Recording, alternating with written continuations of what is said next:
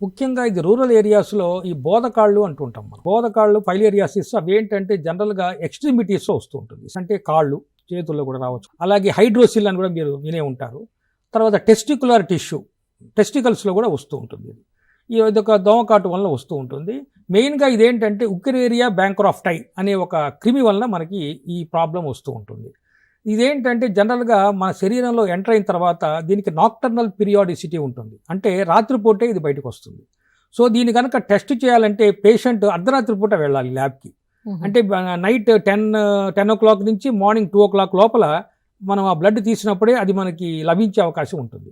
ఎందుకంటే అది పగలు అది లోపల ఉండదు. సో ఎప్పుడే సూర్యకిరణాలు పడుతూ ఉంటాయో అది ఎక్కడో లోపల దాక్కుంటుంది టిష్యూస్లో. మనం దాన్ని పొద్దున్నే మనం కాకుండా నైట్ 10 నుంచి 2 వరకు కనుక మనం దీనిగా తీసుకున్నట్టయితే మనకి ఫైలేరియాసిస్ని మనం కనుక్కునే అవకాశం ఉంటుంది.